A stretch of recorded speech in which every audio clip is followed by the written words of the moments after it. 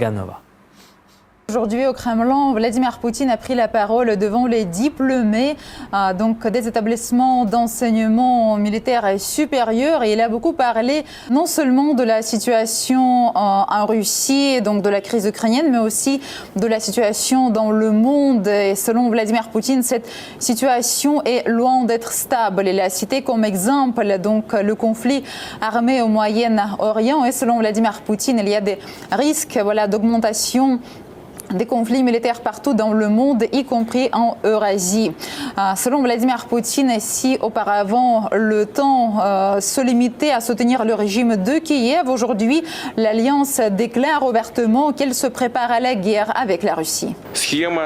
Le schéma de l'Occident dit démocratique est très simple. Il commence par créer des menaces pour notre pays, nous contraignant à prendre les mesures nécessaires à notre autodéfense et à notre protection. Puis, ils nous accusent immédiatement de tous les péchés capitaux pour justifier la poursuite de leur politique agressive et de leurs actions hostiles envers la Russie.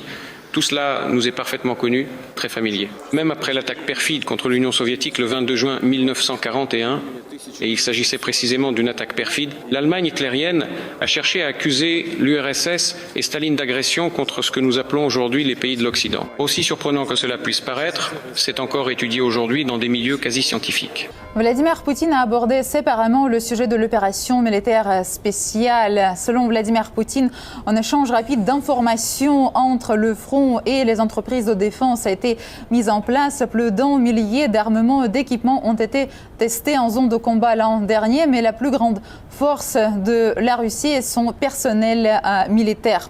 Vladimir Poutine a affirmé que la Russie est prête à répondre à tout moment à toute menace contre la Russie. La Russie défend d'arrache-pied le principe de sécurité égale et indivisible pour tous. Nous sommes convaincus que cela n'est possible qu'en mettant en place un système multipolaire des relations internationales et en assurant la sécurité militaire de chaque pays. Nous sommes également prêts à répondre de manière rapide et adéquate à toute menace, qu'elle soit extérieure ou intérieure. Conformément au programme d'armement de l'État, les triades nucléaires font l'objet d'une modernisation constante. Et après la cérémonie solennelle, Vladimir Poutine a poursuivi un échange informel avec les diplômés. Il leur a fait état de la situation sur le front. Il a également parlé des attaques du régime de Kiev contre les infrastructures russes à l'aide de drones.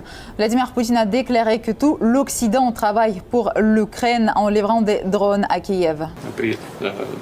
Avec une telle pression massive, alors que tout l'Occident travaille pour eux et que ces drones arrivent en flux continu, leur but est de semer le doute concernant les actions de l'armée russe. Quant à ce qui se passe sur le front, ils feignent de l'ignorer. Pourtant, là-bas, nos gars les pilonnent tous les jours. Chaque jour que Dieu fait, ils avancent sans s'arrêter. Et nous arriverons jusqu'où il le faudra. Plus tard dans la journée, Vladimir Poutine a tenu une réunion avec les membres du gouvernement russe par visioconférence où il a ordonné au gouvernement russe de prendre des mesures supplémentaires pour minimiser l'impact des frappes du régime de Kiev contre les infrastructures dans le pays. Nous constatons clairement qu'à mesure que sa situation se détériore rapidement sur le front, qu'il perd des territoires les uns après les autres et que nos combattants prennent localité après localité, le régime de Kiev adopte la tactique consistant à frapper nos installations et infrastructures civiles. Il tente de créer des problèmes d'approvisionnement énergétique et de nuire à la saison touristique. C'est d'ailleurs ce qu'ils nous disent très directement, pour être franc, par divers canaux. C'est la principale différence entre Moscou et Kiev. Si la Russie frappe les installations militaires sur le territoire ukrainien, les entreprises de défense, des infrastructures de carburant et des installations énergétiques, alors Kiev frappe délibérément les cibles civiles, comme par exemple ce terrible attentat contre le collège pédagogique son dortoir à Starobelsk, contre le transport touristique. Quand Kiev frappe les gens qui se dirigent vers leur endroit de vacances en Crimée, et aussi le régime de Kiev frappe des immeubles. Mais malgré tout cela, Vladimir Poutine a parlé de la reprise des pourparlers de paix avec l'Ukraine, les pourparlers qui ont été interrompus à l'initiative de Kiev. Et Vladimir Poutine a dévoilé les bases de pourparlers de paix avec Kiev. La Russie reste toutefois, comme cela a déjà été dit à maintes reprises, prête à des négociations de paix avec l'Ukraine sur la base des accords conclus à Istanbul et qui, je le rappelle, avaient alors été paraphés par la délégation ukrainienne. Cela signifie donc que ces accords leur convenaient. De notre côté, je ne vois aucune raison de nous en écarter. Mais cela doit se faire sur la base des accords conclus à Istanbul des modalités discutées à Anchorage, des réalités et surtout des réalités sur le terrain, ainsi que des principes que j'ai exposés il y a quelques années lors de mon intervention au ministère des Affaires étrangères. Vladimir Poutine a assuré que les attentats du régime de Kiev ne peuvent pas changer la situation sur le front où l'armée russe libère territoire après territoire. Le processus diplomatique autour de l'Ukraine est au point mort et la censure en Occident vise à empêcher Moscou de donner son point de vue sur le conflit. Cela n'a pourtant pas empêché le ministre russe des Affaires étrangères, Sergueï Lavrov, d'organiser une table ronde avec 110 ambassadeurs des pays du Sud pour partager son avis sur cette crise. Les détails avec Yuri Aprelev. La diplomatie russe ne ménage pas ses efforts pour faire connaître ses points de vue et opinions, surtout dans un contexte de censure et de désinformation de la part de l'Occident. C'est dans ce contexte que le ministère russe des Affaires étrangères a organisé une 12e table ronde avec près de 110 ambassadeurs et des représentants d'organisations internationales. Le sujet, la crise en Ukraine et le rôle que l'Occident y joue. Aujourd'hui, tant le Royaume-Uni que les pays de l'Union européenne continuent de combler d'armes et d'argent le régime nazi de Kiev, tout en encourageant ses actions ouvertement terroristes. Ils en sont même arrivés au point où ils justifient tout acte criminel du régime de Kiev. Ils accusent explicitement la Russie d'être responsable des violations répétées des frontières de l'Union européenne par des drones ukrainiens. L'événement s'est tenu à l'hôtel Président, en plein cœur de Moscou, et à quelques enjambées du ministère russe des Affaires étrangères. Les ambassadeurs ont pu échanger avec Sergueï Lavrov sur cette question plus qu'actuelle. La question des menaces ukrainiennes contre la Biélorussie et les frappes que le président Zelensky a menacé de mener a été au cœur de l'introduction de cette discussion. Je tiens donc à rappeler à ceux qui se livrent à ce genre de propagande et de menaces à Kiev, ainsi qu'à ceux qui font de même en Occident, tout en soutenant ce régime nazi, qu'un accord sur les garanties de sécurité entre la Fédération de Russie et la République de Biélorussie dans le cadre de l'Union Russie-Biélorussie est en vigueur depuis mars 2025 et qu'en cas de nécessité, nous sommes prêts à prendre l'ensemble des mesures prévues par cet accord afin d'assurer la sécurité de notre allié et bien entendu celle de notre Union.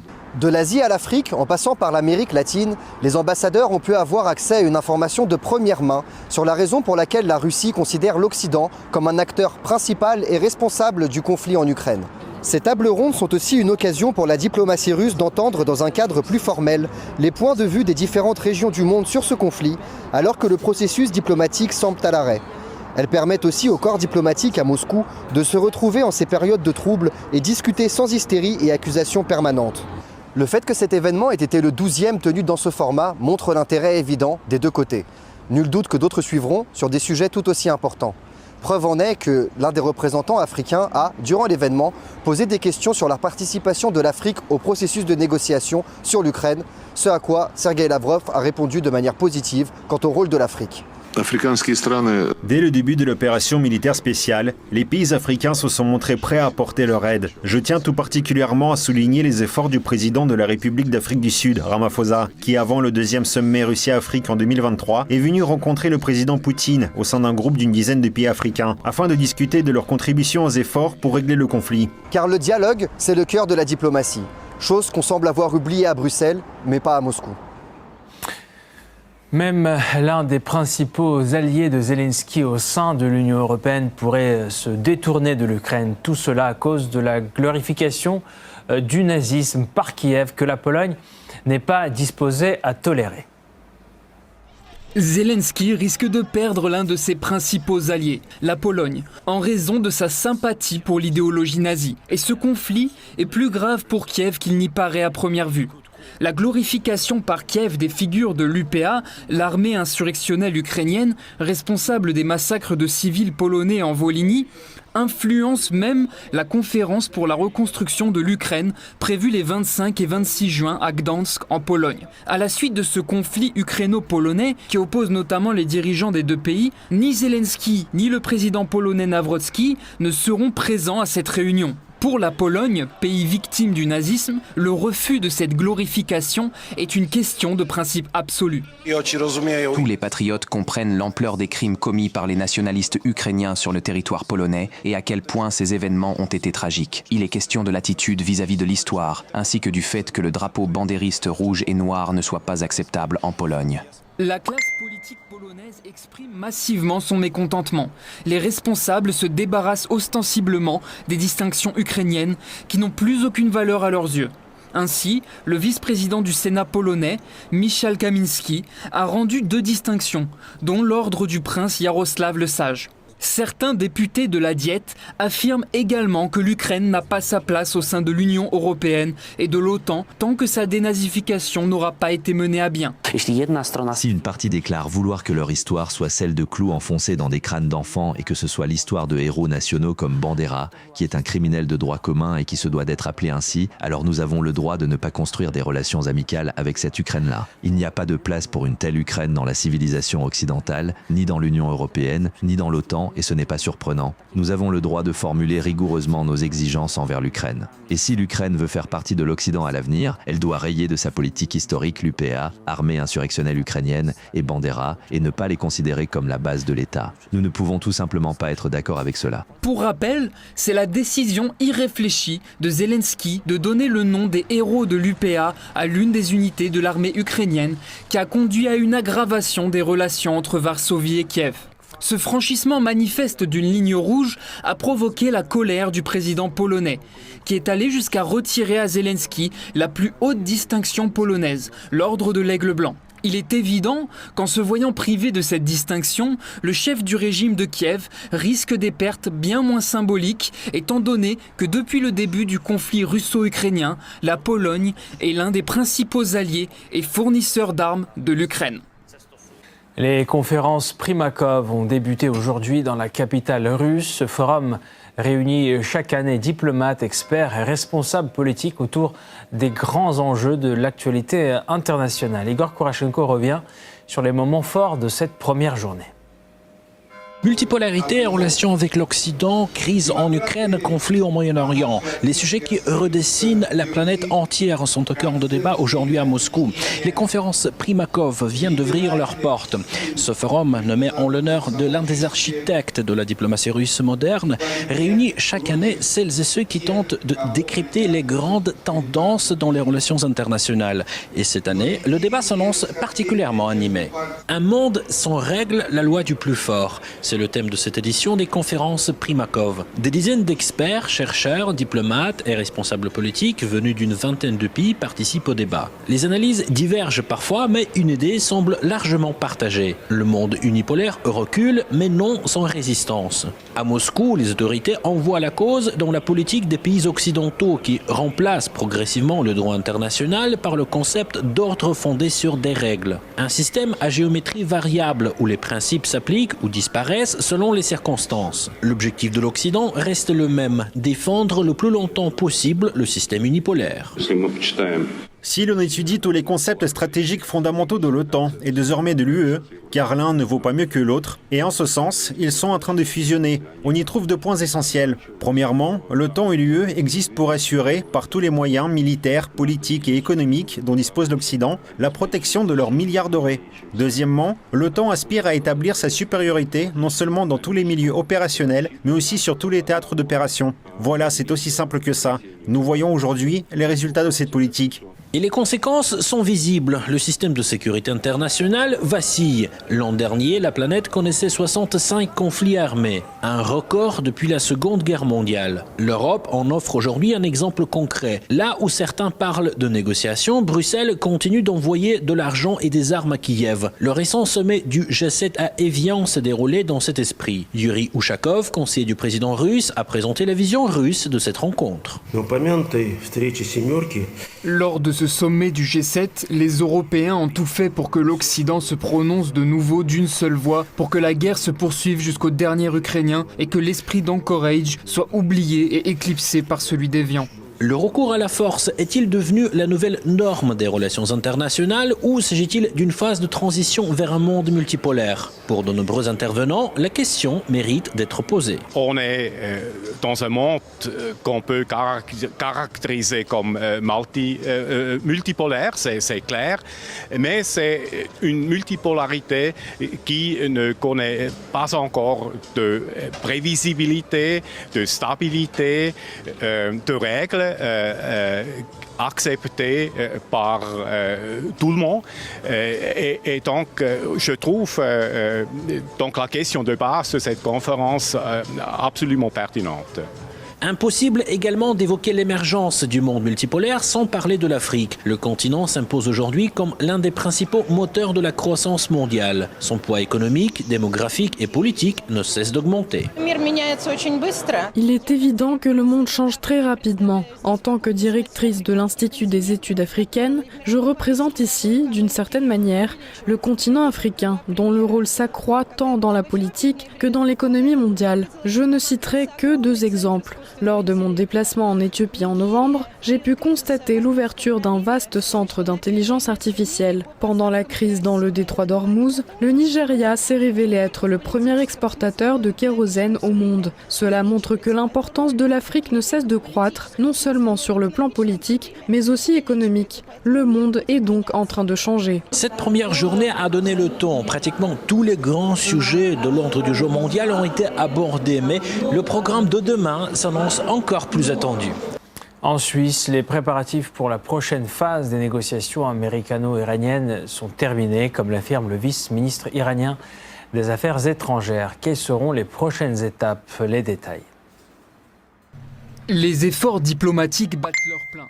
Le 21 juin, à Bürgenstock, en Suisse, des négociations indirectes ont lieu entre les parties sous la médiation du Pakistan et du Qatar. Bien que le dialogue ait été menacé à plusieurs reprises de rupture en raison de l'escalade au Liban, tous les participants ont confirmé que le sommet au bord du lac de Lucerne s'était déroulé avec succès et avait jeté les bases d'un futur accord de paix. Le principal résultat des négociations est la création d'un comité de haut niveau et de 4 groupes techniques qui travaillent sur des questions telles que le dossier nucléaire, la levée des sanctions, ainsi que le suivi du respect du protocole d'accord et le règlement des différends éventuels. Selon le vice-ministre iranien des Affaires étrangères Kazem Garibabadi, les préparatifs pour la prochaine phase de négociation sont déjà terminés. Sur la base des accords conclus, les prochaines négociations auront lieu sous la supervision du comité de haut niveau, en présence du président du Majlis, du ministre des Affaires étrangères de la République islamique d'Iran, du vice-président des États-Unis, ainsi que des premiers ministres pakistanais et qataris. À l'heure actuelle, à l'issue des négociations, les parties se sont mises d'accord sur la levée des sanctions contre la vente de pétrole iranien jusqu'au 21 août, sur le déblocage partiel des avoirs iraniens et sur le lancement d'un plan de reconstruction et de développement du pays. L'accord comprend également une clause prévoyant l'ouverture du détroit d'Ormuz aux navires commerciaux. De plus, Washington et Téhéran sont convenus de mettre en place une ligne de communication pour résoudre les problèmes que pourraient rencontrer les navires lors de leur passage dans cette zone. En revanche, la question relative à la cessation des hostilités au Liban reste extrêmement fragile. À mon avis, ce voyage a été une réussite, notamment en ce qui concerne les discussions sur le détroit d'Ormuz, le Liban, l'exemption de sanctions pétrolières et le déblocage des avoirs iraniens. C'est un pas en avant. Néanmoins, nous croyons n'en être qu'au début et devons poursuivre nos efforts. Ces négociations ont donné des résultats et permis d'établir un mécanisme obligeant l'Iran et les États-Unis à garantir tous deux l'intégrité territoriale du Liban et sa souveraineté sur son territoire. Israël n'est pas satisfait de la condition concernant le Liban, d'autant plus que Tel Aviv était absent de la table des négociations. De nombreux responsables politiques israéliens se sont déjà prononcés